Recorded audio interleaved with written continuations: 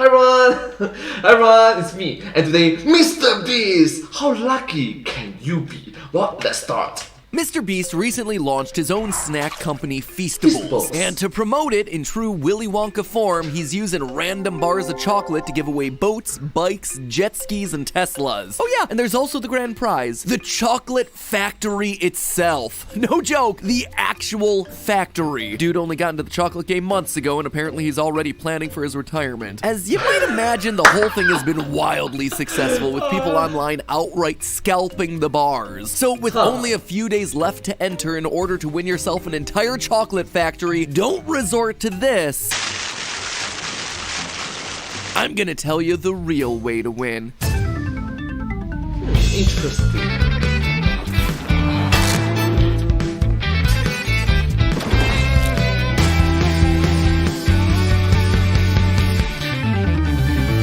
Hello, Internet. Welcome to Food Theory, the show. Hello Internet, welcome to Food Theory. Thank you so much. Hi. That's giving away a lifetime supply of free knowledge. All you gotta do is peel that subscribe button and hey, you may already be a winner. You ever Subscribe. Thank you so much, and ring the notification bell as well. Thank you. have one of those Saturday mornings when you wake up to find a large mysterious package from the world's biggest YouTuber on your front porch? Hashtag Not me. relatable, I know. Not Well, me. that's Not exactly me. what happened to me Not about a me. month ago. So I woke up this morning and found this on the doorstep. What's this morning. about a box? And this is the thing What's in the that got box? me to turn on the camera. Knowing that What's in the box? he had just launched a new snack brand, Feastables, I had my predictions. My guess is that this is a giant chocolate bar. Nope, with Ollie's help, Nope. I was able to break open the box, and I could not have been more wrong. Take a guess as to what's in this big This box. looks like a TV box. It does, TV doesn't box. it? It's not a TV. What is it? I'm sorry, is that a bicycle? Meanwhile, held under locking, well, I guess there was no key, it was just under lock, was the chocolate. I suspected that it might be a puzzle that I needed to solve. Well, game on. I think the chocolate Game is on. inside, but I have to figure out the code for the lock. I don't know, they're sending it to YouTubers. It can't be that hard. Okay, maybe I was a little bit harsh on my fellow tubers. Anyway, it was a timed lock, so no puzzle solving necessary. And the rest of the morning was spent Oh. munching on chocolate and building a bike. Oh, so it will automatically unlock after a certain period of time. So, very clever. It's actually pretty clever though. Well, anyways, continue. A bicycle, I guess. That's one rule. Thank you, Mr. Beast. Let's go! Let's go! So that's how I first learned about Mr. Beast's newest business, but for the rest of the world, it came in the middle of an escape room challenge, where he leads them into a room ripped straight out of Willy Wonka. Thank you so much, Zach King. Thank you. Welcome to the next level. Drop the chocolate. 10 random bars are gonna have a mystery ticket inside of them, and if you get this mystery ticket, we will fly you out to compete for a chocolate factory in one of our videos. And on top of that, Chandler, we're giving away over $1 million in other prizes. You wanted a custom PC, a Sea-Doo watercraft, a new Tesla? Those are all possible prizes, but they pale in comparison to the grand prize winner, who gets to go home as the owner of Mr. Beast's chocolate factory. Because who doesn't want the joy of paying annual property taxes on a large warehouse and being legally liable for health and safety compliance for a fully operational food producer? Truly the grandest of prizes. Obviously, I'm joking. There's something that tells me that the winner is gonna own a percentage of the earnings of the company or something like that. It's not like Jimmy is pulling a Willy Wonka by trying to offload his business due to OSHA violations. Well, case in point, you must recognize that even 1%, 1% of the company is a lot. It's a lot. So, wow. Something that we actually explored heavily in a past film theory. But both Jimmy and Wonka are two in a long line of wacky giveaways involving food. If you grew up in the 90s, you might remember this one. Don't eat that Oreo. If you find an Oreo like this, you're an instant cash winner. Don't eat it! Excuse me, Oreos have a design?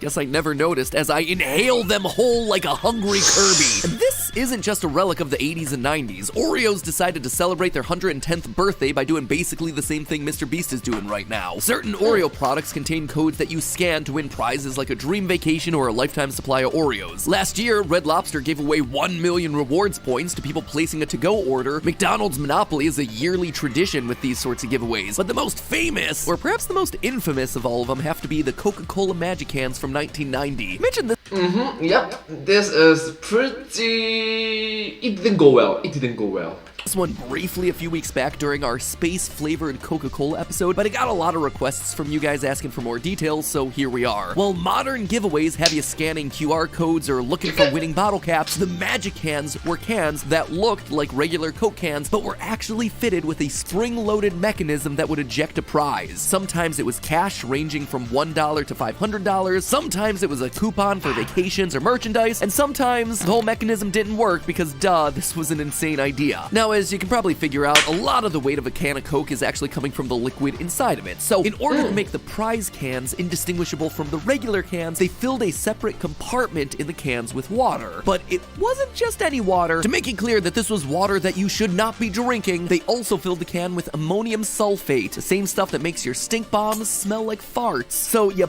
Alright, case in point. Which genius came up with this wonderful design? Why?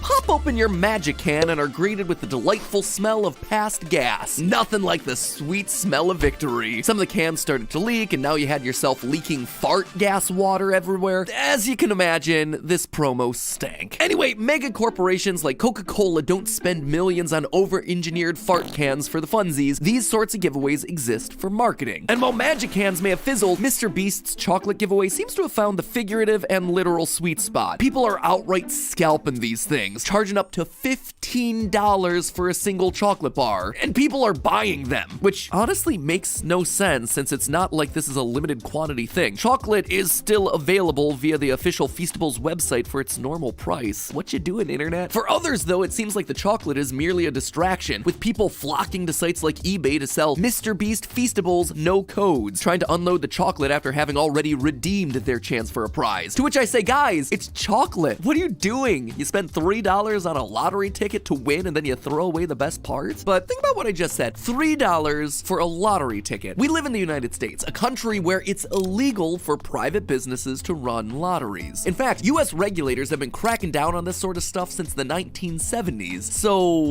what gives? This chocolate giveaway is gambling, right? You pay money for a chance to win a prize. Same thing with Coke's Magic Hands or Oreo giveaways or even the McDonald's Monopoly. It's the sort of thing that seems on paper like it should get dinged by the government. And yet, like we just covered, food sweepstakes promotions like this have been going on for decades. Is there some sort of special exemption for food? Is it because the lottery ticket is edible? Well, today we're looking at the legality of lotteries, which at first glance might seem like a random thing for us to cover here on Food Theory, but by the end, I'll be giving you your best and lowest calorie chance at winning MrBeast's Chocolate Factory. Let's have someone from the Theorist community take it home. Okay, so when it comes to legally defining gambling, there's a 3-point test. The first condition is having a prize. Something can't legally be considered gambling if there's no prize for winning. And this one kind of goes without saying. Anytime MrBeast is involved, there are definitely prizes at stake, and this is no exception, regardless of whether it's money, Teslas, or chocolate factories. So the second thing to define gambling is chance. That is, the outcome is randomly determined. This means that a MrBeast challenge based on skill, like an escape room or an endurance test of staying inside of a circle, or trying to hit a target with a basketball while dropping it from a helicopter, do not count as gambling. Those are situations where you have control over the outcome based on your own abilities. They are games of skill, not games of chance. Though, when you stop and think about it, dropping a basketball from a helicopter into a basketball hoop, at a certain point it does actually amount to random chance. No amount of skill is actually helping you win that, right? Got so many variables, the odds basically amount to a lottery. Hey, Legal, can you do an episode about this? Where does skill end and chance begin when it comes to gambling? Because also, like, what about poker? Poker is a game of skill. I mean, yeah, you're paying to get in and the cards are randomly given to you, but there's skill involved with winning a game of poker. The ultimate winner is not about who has the best cards, it's about who plays the cards the best. It's weird. Anyway, stepping out of the gray area here, games involving dice rolls, coin flips, spinning of roulette wheels, those are gonna be where gambling laws start to enter. Ditto for any game where you personally don't have the ability to influence the outcome of the game. Like,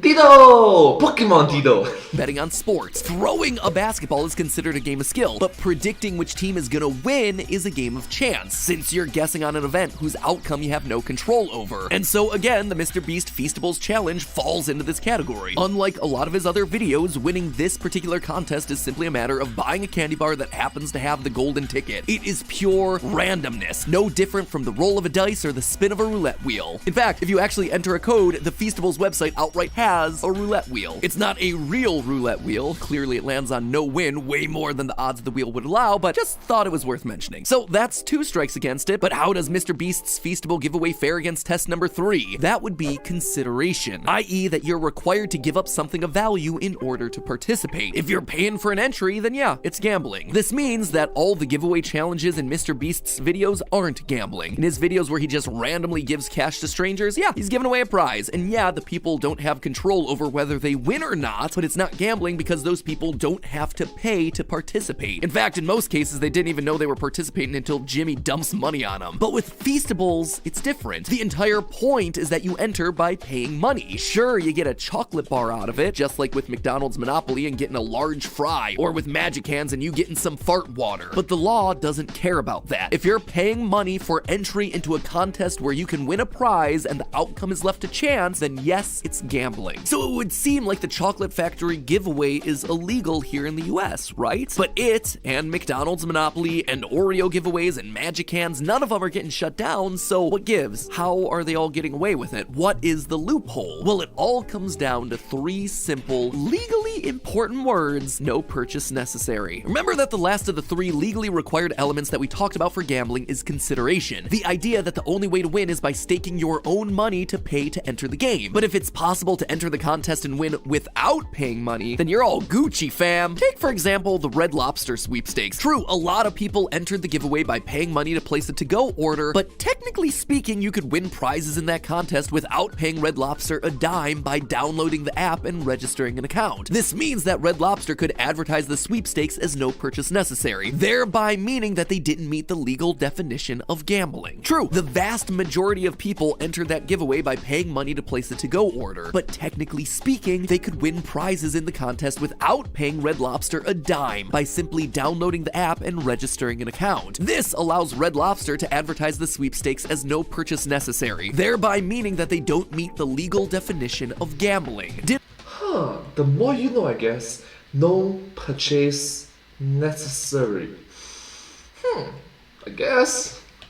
No, for that Oreo sweepstakes. If you click through the official rules, buried within the 9 pages of fine print legalese, you find the following statement, quote, "There are 2 ways to enter and play. A, scan a qualifying product package with your device, or B, to enter without purchasing a qualifying product. First visit 110birthday.oreo.com and then follow an entire paragraph of extremely detailed instructions that includes writing a 100-word essay telling Oreo what your most favoriteest thing ever in the world to win would be." Wow! That is just clever, but very oh wow.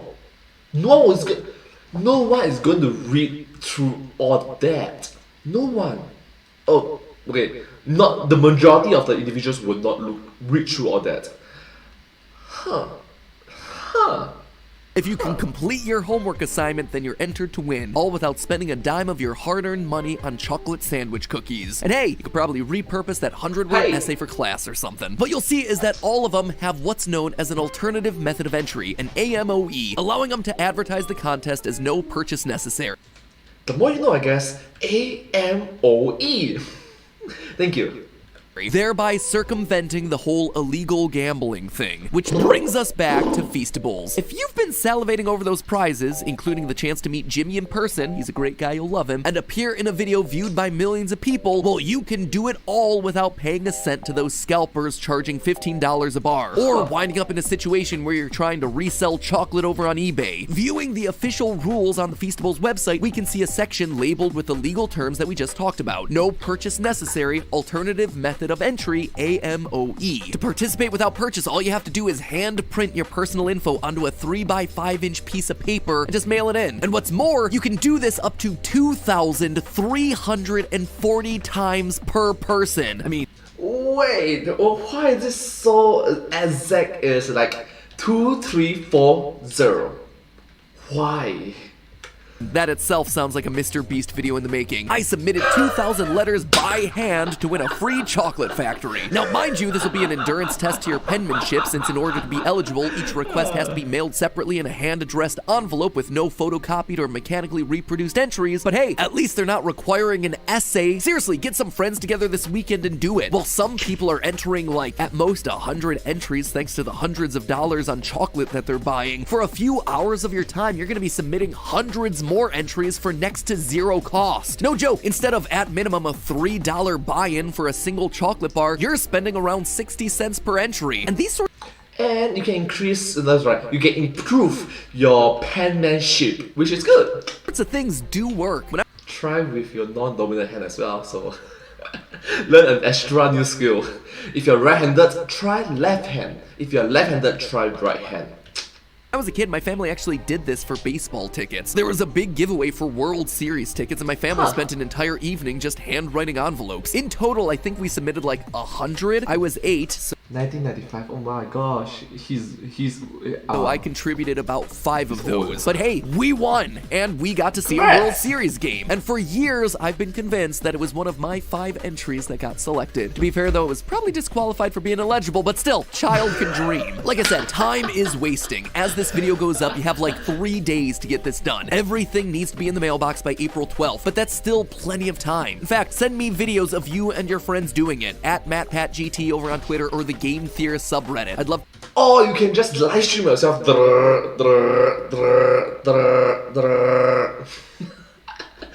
like a plan, isn't it? You can live stream yourself doing it.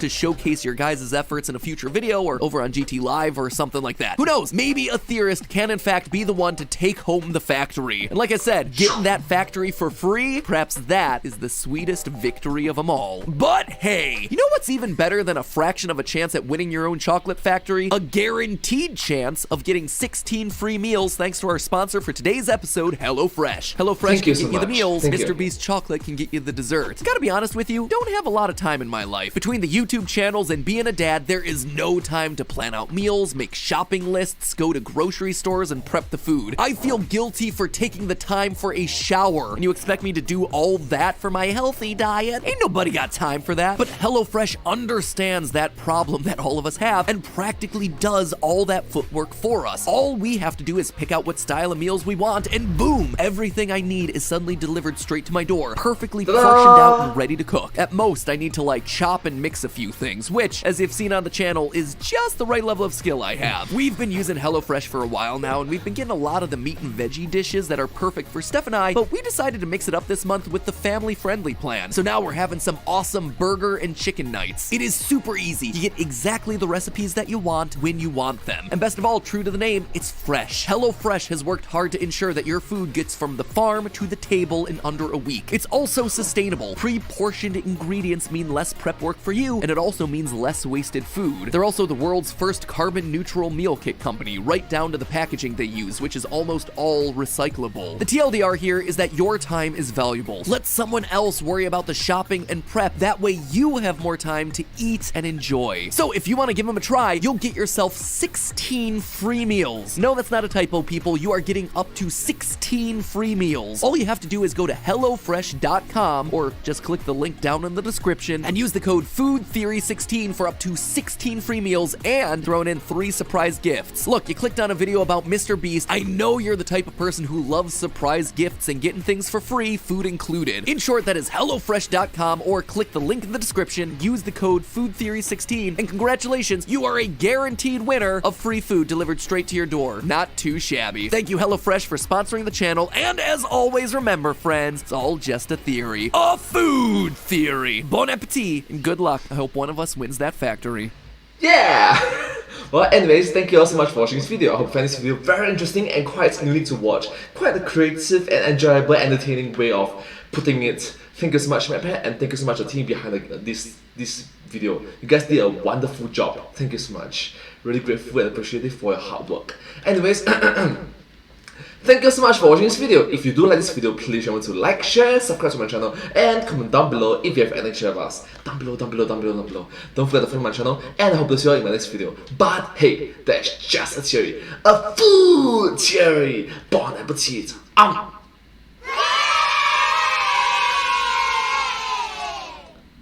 Thank you. And I hope to see you all in my next video. Bye. Thank you so much. Subscribe. Thank you. It's over here. Thank you so much. Huh. MrBeast. Oh, that's very interesting. Just think food towards MrBeast. You did a good job. Thank you.